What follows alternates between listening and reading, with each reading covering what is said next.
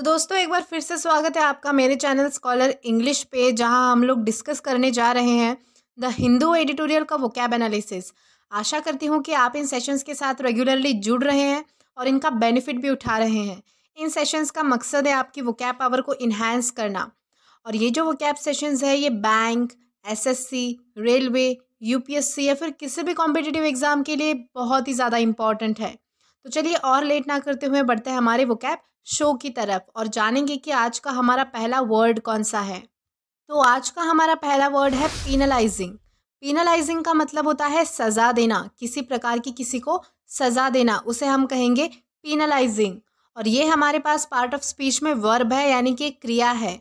इसका root word होता है पीनलाइज और ये भी हमारे पास पार्ट ऑफ स्पीच में वर्ब है, यानी कि क्रिया है। और इसका भी मतलब होता है सज़ा देना या फिर किसी को दंडित करना। इसका सिनोनिम होता है पनिश और एंटोनिम इसका होता है रिवॉर्ड, यानी कि इनाम देना या फिर भेंट देना। एग्जाम्पल की मदद से समझते हैं। एग्जाम्पल इसका है the company was penalised for not paying taxes. मतलब एक कंपनी को जो है वो सज़ा दी गई, उसे दंडित किया गया। क्यों? क्योंकि वो जो कंपनी है वो टाइम पर जो है वो टैक्स नहीं भरती थी। इस कॉन्टेक्स्ट में हम जो है वो पीनलाइजिंग इस वर्ड का अलग अलग सेंटेंसेस में यूज़ कर सकते हैं। इसी के साथ आगे बढ़ेंगे और देखेंगे कि हमारा नेक्स्ट वर्ड कौन सा है। देन हमारा नेक्स्ट है गियर अप। गियर अप का मतलब होता है कमर कसना, किसी काम के लिए तैयार होना या फिर खुद को जो है वो तैयार करना, उसे हम कहेंगे गियर अप। और ये एक जो है वो फ्रेज है, ध्यान रखना है कि गियर अप एक फ्रेज है। सिनोनिम इसका होता है फिट या फिर फिक्स, यानी किसी काम के लिए जो है वो खुद को तैयार करना या फिर कमर कसना। एग्जाम्पल की मदद से समझते हैं। एग्जाम्पल इसका है politicians are already gearing up for the election. मतलब जो पॉलिटिशियंस है वो जो है वो इलेक्शंस के लिए तैयार हो चुके हैं, इलेक्शंस के लिए उन्होंने अपनी कमर कस ली है। इस कॉन्टेक्स्ट में हम जो है वो गियर अप इस फ्रेज का अलग अलग सेंटेंसेस में अलग अलग जगहों पे जो है वो यूज़ कर सकते हैं। इसी के साथ हम आगे बढ़ेंगे हमारे नेक्स्ट वर्ड की तरफ और जानेंगे कि हमारा नेक्स्ट वर्ड कौन सा है।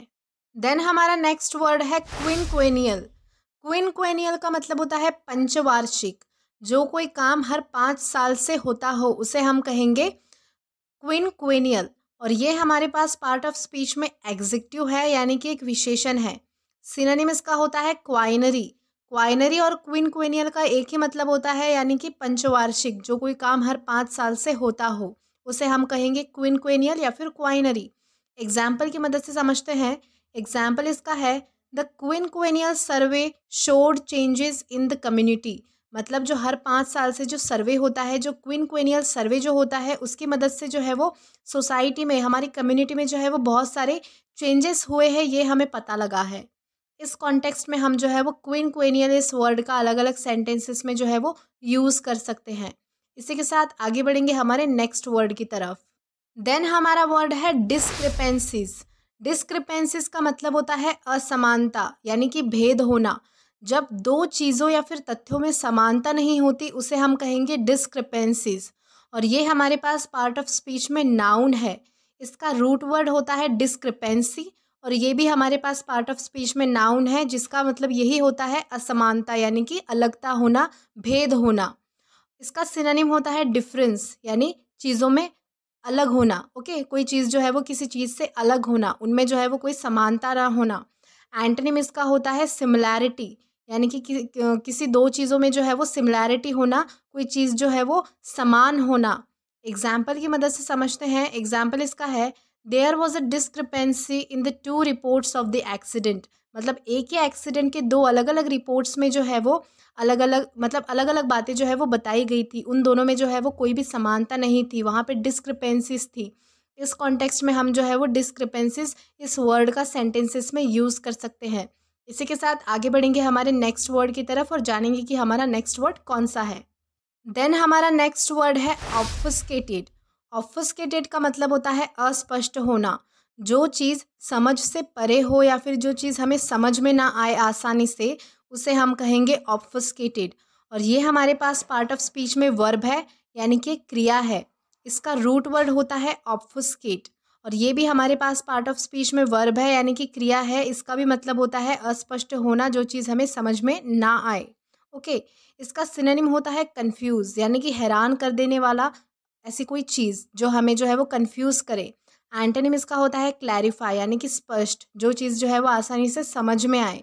ओके, एग्जाम्पल की मदद से समझते हैं। एग्जाम्पल इसका है I avoid using language which will obfuscate my students. मतलब कि मैं हमेशा ऐसी लैंग्वेज, ऐसी भाषा यूज़ करना टालता हूँ या फिर टालती हूँ जो मेरे बच्चों को, यानी कि मेरे स्टूडेंट्स को जो है वो समझ ना आए। इस कॉन्टेक्स्ट में हम जो है वो ऑब्फस्केटेड इस वर्ड का जो है वो सेंटेंसेस में यूज़ कर सकते हैं। इसी के साथ देखेंगे हमारा नेक्स्ट वर्ड कौन सा है। देन हमारा जो नेक्स्ट वर्ड है वो है कैविएट्स। कैविएट्स का मतलब होता है चेतावनी, और ये हमारे पास पार्ट ऑफ स्पीच में नाउन है।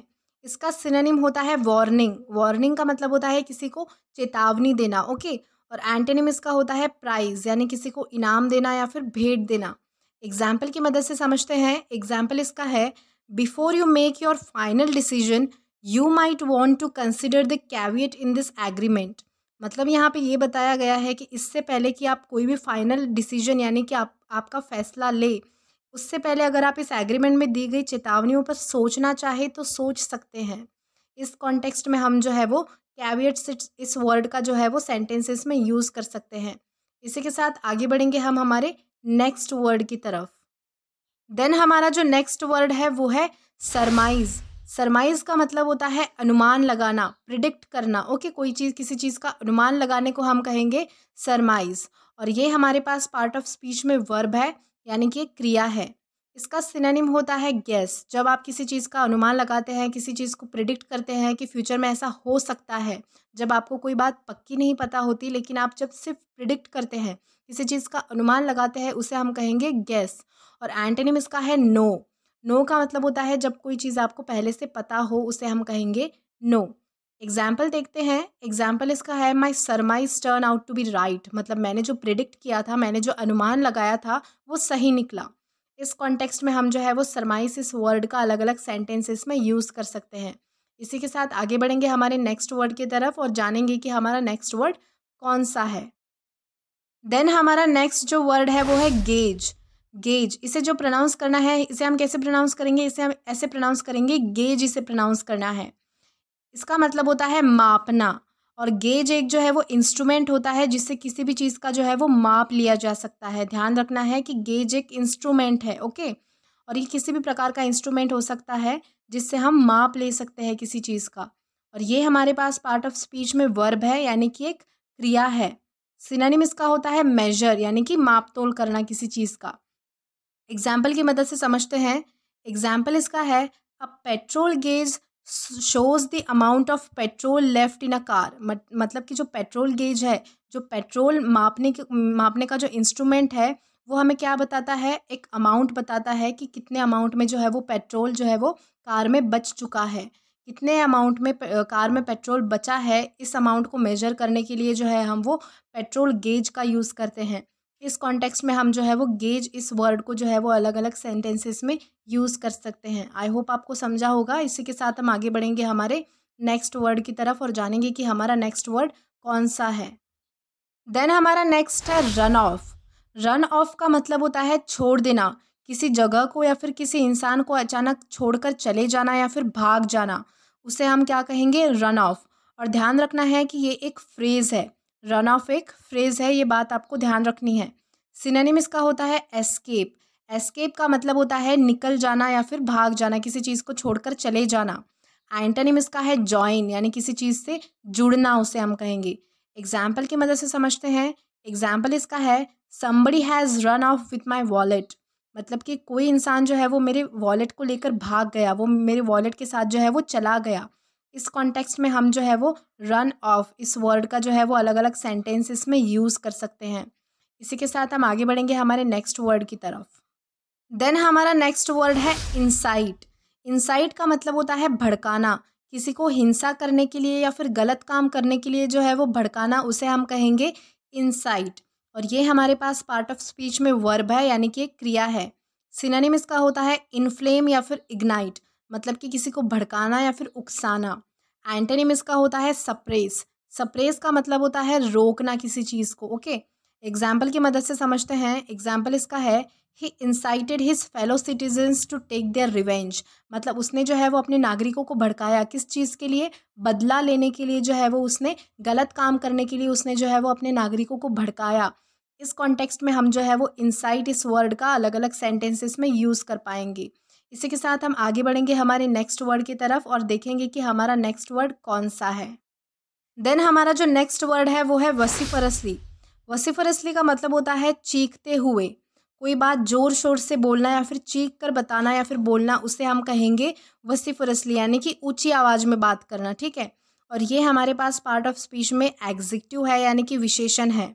इसका रूट वर्ड होता है वसिफरस और ये भी हमारे पास पार्ट ऑफ स्पीच में एग्जेक्टिव है और इसका भी मतलब होता है चीखना या फिर चिल्ला चिल्ला कर बातें करना। सिनोनिम इसका होता है शाउट, यानी कि चीखना या फिर चिल्लाना, और एंटोनिम इसका होता है साइलेंट या फिर क्वाइट, यानी कि शांति बनाए रखना, शांति से बात करना। एग्जाम्पल की मदद से समझते हैं। एग्जाम्पल इसका है they are arguing vociferously over who should pay the bill, मतलब कि जो है वो चीख चीख कर चिल्ला चिल्ला कर जोर जोर से बातें कर रहे थे, जोर जोर से आर्ग्यूमेंट कर रहे थे कि किसको बिल भरना चाहिए, बिल जो है वो किसे भरना चाहिए, इस बात पर जो है वो जोर जोर से बोलकर आर्ग्यूमेंट कर रहे थे।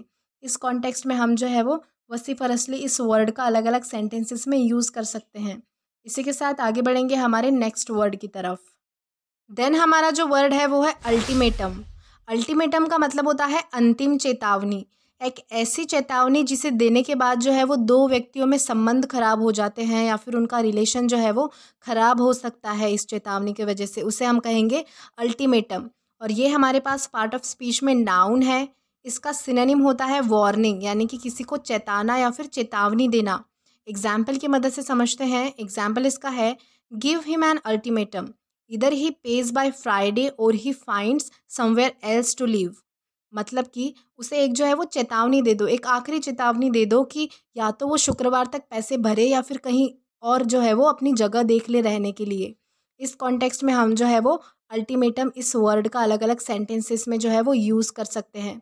इसी के साथ हम देखेंगे हमारा नेक्स्ट वर्ड कौन सा है और जानेंगे उसके मीनिंग को। देन हमारा नेक्स्ट है स्टेप अप।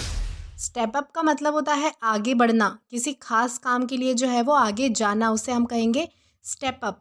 और ये एक फ्रेज़ है, ध्यान रखना है कि स्टेप अप एक फ्रेज़ है। सिनोनिम इसका होता है इंक्रीज या फिर एस्केलेट, यानी कि आगे बढ़ना या फिर बढ़ना। और एंटोनिम इसका होता है डिक्रीज, यानी कि पीछे आना या फिर कम होना। ओके, एग्जाम्पल की मदद से समझते हैं। एग्जाम्पल इसका है she step up to receive her prize, मतलब उसने अपना प्राइज़ लेने के लिए जो है वो कदम बढ़ाए, वो आगे बढ़ी। इस कॉन्टेक्स्ट में हम जो है वो स्टेप अप इस फ्रेज़ का जो है वो अलग अलग सेंटेंसेस में यूज़ कर सकते हैं। इसी के साथ आगे बढ़ेंगे हमारे नेक्स्ट वर्ड की तरफ और जानेंगे कि हमारा नेक्स्ट वर्ड कौन सा है। देन हमारा नेक्स्ट वर्ड है कॉन्टुमेशियस। कॉन्टुमेशियस का मतलब होता है अवज्ञाकारी, यानी किसी इंसान के खिलाफ जाना या फिर उसकी इज्जत ना करना, उससे हम कहेंगे कॉन्टुमेशियस। और ये हमारे पास पार्ट ऑफ स्पीच में एग्जेक्टिव है, यानी कि एक विशेषण है। इसका रूट वर्ड होता है कॉन्ट्यूमली और ये भी हमारे पास पार्ट ऑफ स्पीच में जो है वो नाउन है और इसका मतलब होता है अवज्ञा। ओके, और इसका सिनोनिम होता है कॉन्ट्ररी, यानी कि खिलाफ जाना। और एंटोनिम इसका होता है रिस्पेक्टफुल, यानी कि तहजीब से पेश आना या फिर इज्जत से पेश आना। एग्जाम्पल की मदद से समझते हैं। एग्जाम्पल इसका है she was warned that her contumacious conduct would not be tolerated, मतलब उसे इस बात से जो है वो चेतावनी दी गई थी, इस बात के लिए उसे चेताया गया था कि उसका जो कंट्यूमेशियस कंडक्ट है, यानी कि हर किसी इंसान के खिलाफ जाना या फिर किसी इंसान की इज्जत ना करना, ऐसा जो वो बर्ताव करती है वो और ज़्यादा सहन नहीं किया जाएगा। इस कॉन्टेक्स्ट में हम जो है वो कंट्यूमेशियस इस वर्ड का यूज़ कर सकते हैं। इसी के साथ आगे बढ़ेंगे हमारे नेक्स्ट वर्ड की तरफ और जानेंगे कि हमारा नेक्स्ट वर्ड कौन सा है। देन हमारा नेक्स्ट वर्ड है रायट। रायट का मतलब होता है दंगा या फिर भगदड़ मचना और ये हमारे पास पार्ट ऑफ स्पीच में नाउन है। सिनोनिम इसका होता है रैम्पेज। रैम्पेज का मतलब होता है दंगा। ओके, और एंटोनिम इसका होता है पीस। पीस का मतलब होता है शांति, शांति वाली अवस्था होना या फिर शांति वाली व्यवस्था बनाए रखना। एग्जाम्पल की मदद से समझते हैं। एग्जाम्पल इसका है a lot of property was damage in the recent rights, मतलब कि बहुत सारी जो है वो प्रॉपर्टी की हानि हुई है, बहुत सारी प्रॉपर्टी जो है वो डैमेज हुई है। किस चीज़ में? हाल फिलहाल में जो राइट हुआ है, हाल फिलहाल में जो दंगा हुआ है उसमें। इस कॉन्टेक्स्ट में हम जो है वो राइट इस वर्ड का अलग अलग सेंटेंसेस में यूज़ कर सकते हैं। इसी के साथ हम आगे बढ़ेंगे हमारे नेक्स्ट वर्ड की तरफ और जानेंगे कि हमारा नेक्स्ट वर्ड कौन सा है। देन हमारा नेक्स्ट वर्ड है डॉक्ट्रिन। डॉक्ट्रिन का मतलब होता है सिद्धांत। जो सिद्धांत या फिर कोई बातें जो है वो किसी धार्मिक जगह से, पॉलिटिकल पार्टी से या फिर समाज के किसी ग्रुप से हमें सिखाई जाती है, हमें पता जब चलती है तो उसे हम कहेंगे डॉक्ट्रिन। और ये हमारे पास पार्ट ऑफ स्पीच में नाउन है। इसका सिनोनिम होता है बिलीफ यानी कि श्रद्धा। ओके, किसी चीज़ के प्रति श्रद्धा होना। और एंटोनिम इसका होता है डिसबिलीफ यानी किसी चीज़ पर भरोसा ना होना या फिर किसी चीज़ के प्रति हमारी श्रद्धा ना होना। एग्जाम्पल की मदद से समझते हैं। एग्जाम्पल इसका है they still clung to this doctrine. मतलब कि वो अभी भी जो है वो इन सारे सिद्धांतों के साथ जुड़े हुए हैं, इन सारे सिद्धांतों को जो है वो फॉलो करते हैं, मानते हैं। इस कॉन्टेक्स्ट में हम क्या डॉक्ट्रिन इस वर्ड का यूज़ कर सकते हैं।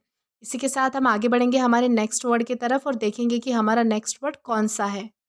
देन हमारा जो नेक्स्ट वर्ड है वो है अवाउड। इसे कैसे प्रोनाउंस करना है? इसे प्रोनाउंस किया जाता है अवाउड। ओके, इसका मतलब होता है स्वीकार करना। किसी बात को स्वीकारना या फिर सबके सामने जो है वो जाहिर करना, उसे हम कहेंगे अवाउड। और ये हमारे पास पार्ट ऑफ स्पीच में वर्ब है यानी कि एक क्रिया है। सिनोनिम इसका होता है डिक्लेयर या फिर कन्फेस। मतलब किसी चीज़ को जो है वो मानना, स्वीकारना या फिर घोषित कर देना। एंटोनिम इसका होता है इग्नोर यानी कि नज़रअंदाज करना। एग्जाम्पल इसका है she avowed herself as a singer. मतलब कि उसने जो है ये बात घोषित कर दी, ये बात उसने कन्फेस की है, मानी है, उसने ये बात डिक्लेयर कर दी है कि वो एक सिंगर है। इस कॉन्टेक्स्ट में हम क्या अवाउड इस वर्ड का यूज़ कर सकते हैं। इसी के साथ हम आगे बढ़ेंगे हमारे नेक्स्ट वर्ड की तरफ और जानेंगे कि हमारा नेक्स्ट वर्ड कौन सा है। देन हमारा जो नेक्स्ट वर्ड है वो है अग्रीजस।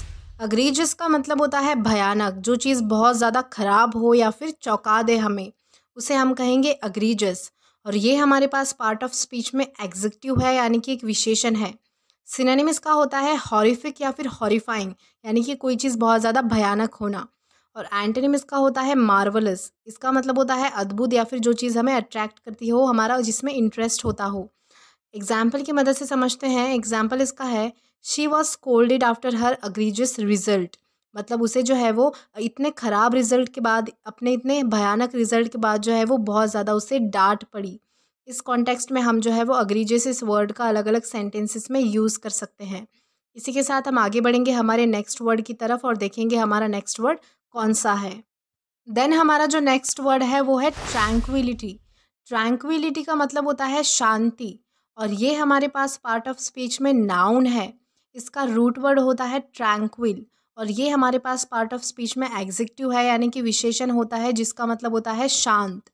सिनोनिम इसका होता है साइलेंस या फिर पीस यानी कि शांति। ओके, और एंटोनिम इसका होता है नॉइज या फिर शाउट यानी कि बहुत ज़्यादा आवाज़ होना। ओके, एग्जाम्पल की मदद से समझते हैं। एग्जाम्पल इसका है the house was once again tranquil after the kids went outside to play. मतलब कि एक बार फिर से जो है वो घर पूरी तरह से शांत हो चुका था क्योंकि बच्चे जो है वो बाहर खेलने चले गए थे। इस कॉन्टेक्स्ट में हम जो है वो ट्रैंक्विलिटी इस वर्ड का अलग अलग सेंटेंसेस में यूज़ कर सकते हैं। इसी के साथ बढ़ेंगे हम आगे और देखेंगे कि हमारा नेक्स्ट वर्ड यानी कि आज का लास्ट वर्ड हमारा कौन सा है। आज का हमारा लास्ट वर्ड है इन्वेशन। इन्वेशन का मतलब होता है आक्रमण। किसी जगह पर आक्रमण करके उस पर कब्जा करना, उसे हम कहेंगे इन्वेशन। और ये हमारे पास पार्ट ऑफ स्पीच में नाउन है। इसका सिनोनिम होता है कॉन्क्वेरिंग या फिर कैप्चर। मतलब किसी चीज़ को जीत लेना या फिर अपने कब्जे में कर लेना, उस पर जो है वो अपना कब्जा बिठा लेना, उसे हम कहेंगे इन्वेशन। और इसका एंटोनिम होता है विदड्रॉल। मतलब कि किसी चीज़ को छोड़ देना। एग्जाम्पल इसका देखते हैं। एग्जाम्पल इसका है this book deals with the इन्वेशन of Romans. मतलब कि इस बुक में जो है वो ये बात बताई गई है कि किस तरह से जो है वो रोमन पीपल्स ने जो है हमारे देश पर इन्वेशन किया था यानी कि आक्रमण किया था और हमारी जगह जो है वो हड़प ली थी। इस कॉन्टेक्स्ट में हम जो है वो इन्वेशन इस वर्ड का यूज़ कर सकते हैं। तो आई होप आज का सेशन आपको पसंद आया होगा और समझा भी होगा। तो that's it for today's video. अगर आपको आज का वीडियो पसंद आया हो तो लाइक शेयर सब्सक्राइब करना बिल्कुल भी ना भूलें। और टिल देन कीप लर्निंग।